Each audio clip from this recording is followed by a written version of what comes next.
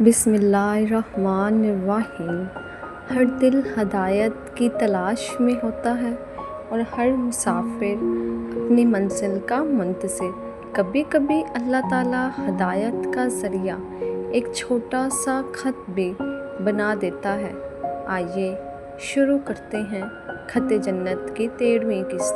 آصف کی اچانک گمشدگی نے پورے خاندان کو حیران کر دیا، مگر جلد ہی سب کو حقیقت کا اندازہ ہو گیا۔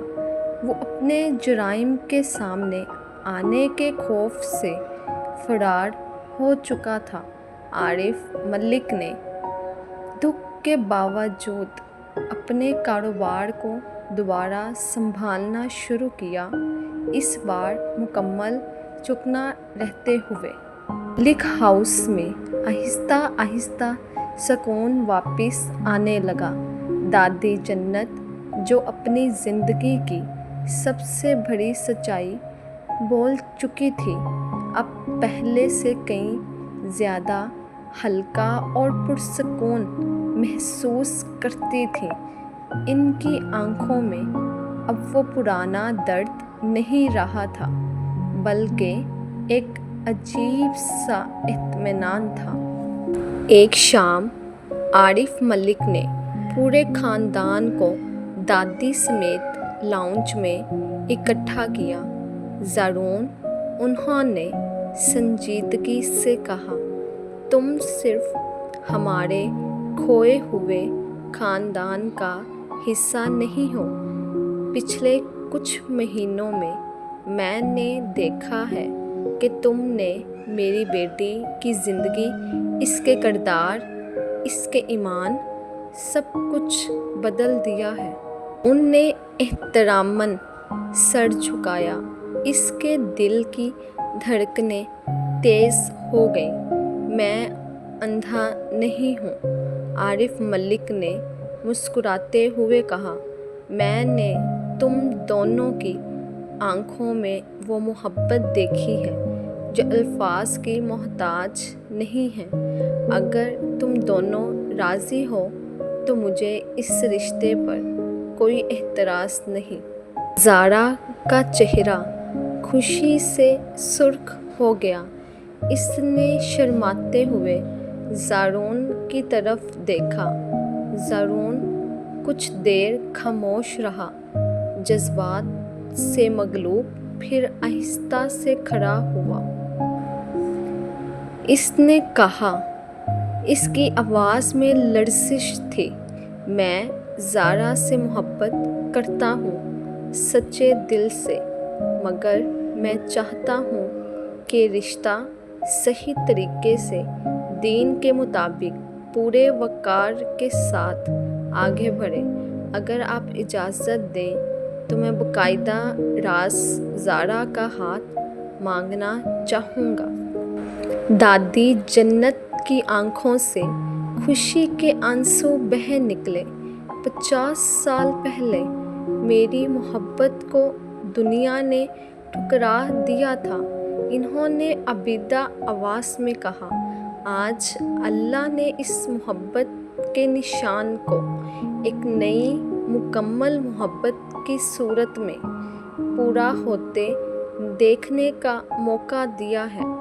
میری طرف سے پورے دل سے دعا ہے بیٹا۔ اسی رات لان میں زارا اور زارون تنہا بیٹھے آسمان کے تارے دیکھ رہے تھے۔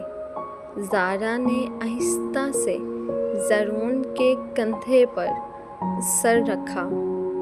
یاد ہے؟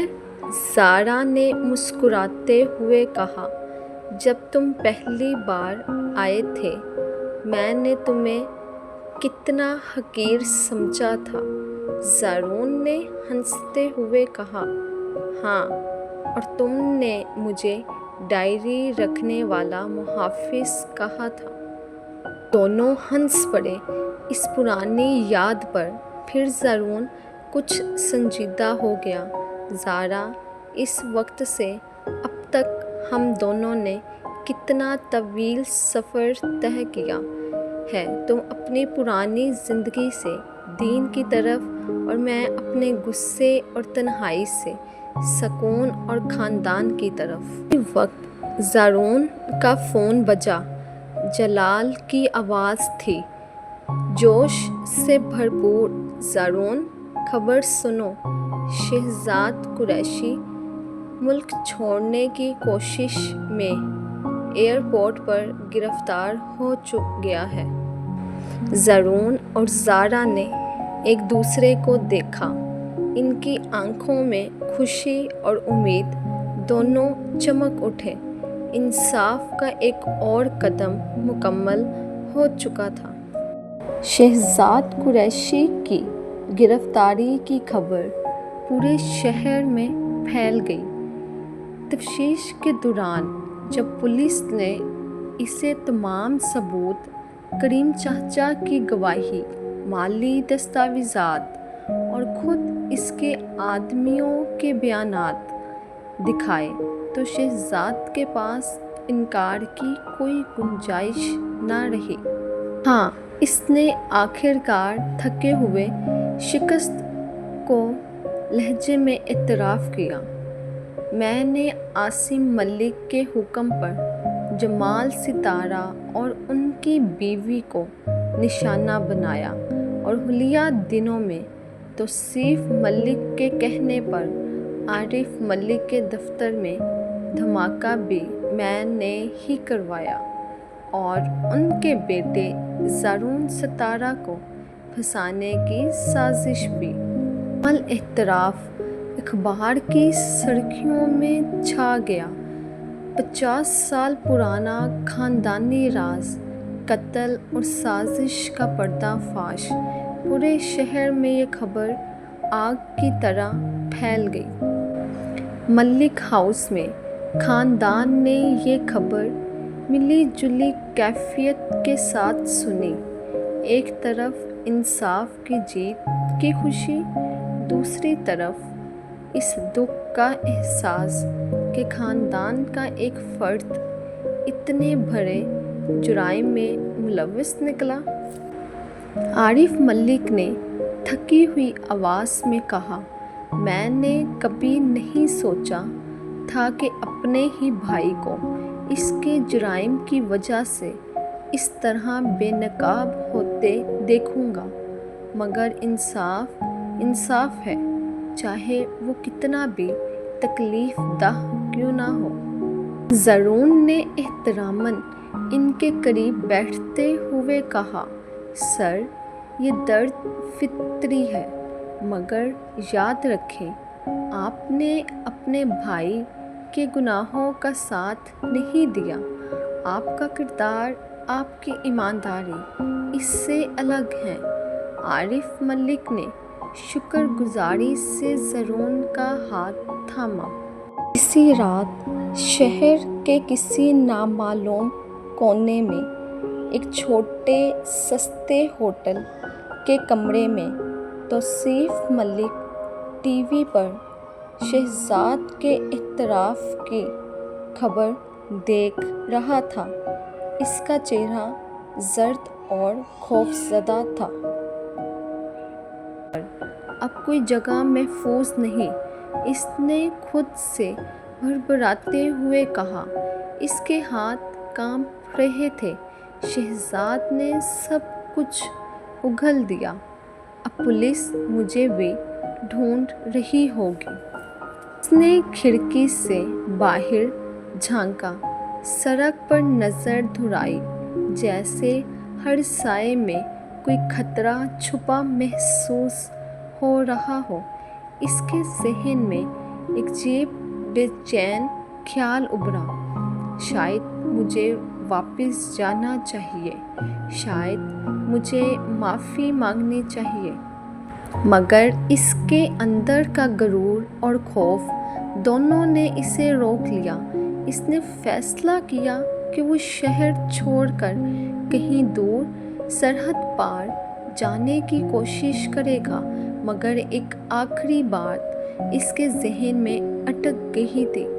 وہ ابھی بھی جانتا تھا کہ کچھ ایسا ہے جو اگر سامنے آ گیا تو نہ صرف اسے بلکہ پورا خاندان کو ہلا کر رکھ دے گا۔ کچھ ایسا جو خود عاصم نے مرنے سے پہلے اپنے بیٹے کو بتایا تھا۔ زندگی آہستہ آہستہ معمول پر آنے لگی۔ عارف ملک نے دادی جنت کی برکت اور خوشی کے ساتھ باضابطہ طور پر زارا اور زرون کی منگنی کا اعلان کر دیا۔ گھر میں ایک نئی خوشگوار گہما گہمی چھا گئی۔ رنگ برنگی سجاوٹ، خوشبودار پھول اور ہر طرف مسکراتے چہرے۔ زارا اپنے کمرے میں تیار ہو رہی تھی، عائشہ اس کے ساتھ، دونوں ہنسی مذاق میں مصروف۔ مجھے یقین نہیں آ رہا، زارا نے آئینے میں خود کو دیکھتے ہوئے کہا، کچھ مہینے پہلے میں کون تھی اور آج کون ہوں؟ عائشہ نے مسکراتے ہوئے اس کا ہاتھ تھاما۔ اللہ نے تمہیں ایک نئی زندگی دی زارا، اور ایک ایسا ساتھی بھی جو اس زندگی میں تمہارا ہاتھ تھامے رکھے گا، دنیا اور آخرت دونوں میں۔ دوسری طرف زرون اپنے کمرے میں آئینے کے سامنے کھڑا اپنی شیروانی درست کر رہا تھا۔ جلال اس کے ساتھ تھا، مسکراتے ہوئے چھیڑ رہا تھا۔ کبھی سوچا تھا زرون کہ جس گھر میں تم انتقام کی آگ کے لیے داخل ہوئے تھے، وہیں سے تمہیں محبت اور خاندان دونوں مل جائیں گے؟ زرون نے مسکراتے ہوئے سر ہلایا۔ اللہ کے فیصلے ہمیشہ ہماری سوچ سے بہتر ہوتے ہیں جلال۔ میں نے انصاف مانگا تھا، اس نے مجھے محبت اور خاندان دونوں عطا کر دیے۔ مختصر، سادہ مگر باوقار تقریب میں خاندان کے قریبی افراد جمع ہوئے۔ عارف ملک نے زارا کا ہاتھ زرون کے ہاتھ میں دیا۔ ان کی آنکھوں میں فخر اور خوشی کے آنسو تھے۔ دادی جنت وہیل چیئر پر بیٹھی اپنی زندگی کی سب سے بڑی خوشی کا مشاہدہ کر رہی تھی۔ ان کے ہونٹوں پر ایک ایسی مسکراہٹ تھی جو برسوں بعد واپس آئی۔ زارا نے منگنی کی انگوٹھی پہنتے ہوئے زرون کی آنکھوں میں دیکھا۔ میں وعدہ کرتی ہوں، اس نے آہستہ سے کہا، کہ ہر قدم پر دین کے راستے پر تمہارا ساتھ دوں گی۔ زرون نے مسکراتے ہوئے جواب دیا، اور میں وعدہ کرتا ہوں کہ تمہاری ہمیشہ حفاظت کروں گا، تمہارے جسم کی بھی اور تمہارے ایمان کی بھی۔ مگر اسی رات جشن کے اختتام پر جب سب مہمان جا چکے تھے، ایک ملازم نے ایک لفافہ زارا کے کمرے کے دروازے کے نیچے سے سرکایا ہوا پایا۔ زارا نے حیرانی سے اسے اٹھایا اور اندر سے ایک تحریر نکلی، غصے اور نفرت میں لکھی ہوئی۔ انہوں نے سمجھا کہ میں ہار گیا، یہ خوشی زیادہ دیر نہیں چلے گی، میں ابھی بھی یہی ہوں، تمہارے قریب، اور جو کچھ تم نے مجھ سے چھینا ہے اس کا حساب ابھی باقی ہے۔ توصیف۔ زارا کے ہاتھ کانپنے لگے۔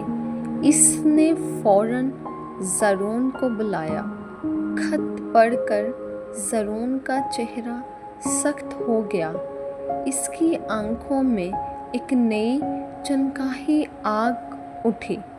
وہ ابھی بھی قریب ہے، اس نے آہستہ سے کہا، اور جب تک وہ آزاد ہے خطرہ ختم نہیں ہوا۔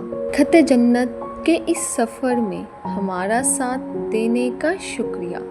اگر آپ چاہتے ہیں کہ نئی قسط سب سے پہلے آپ تک پہنچے تو ابھی چینل کو سبسکرائب کریں اور اپنی رائے کمنٹس میں ضرور بتائیں۔ انشاءاللہ اگلی قسط میں پھر ملاقات ہوگی۔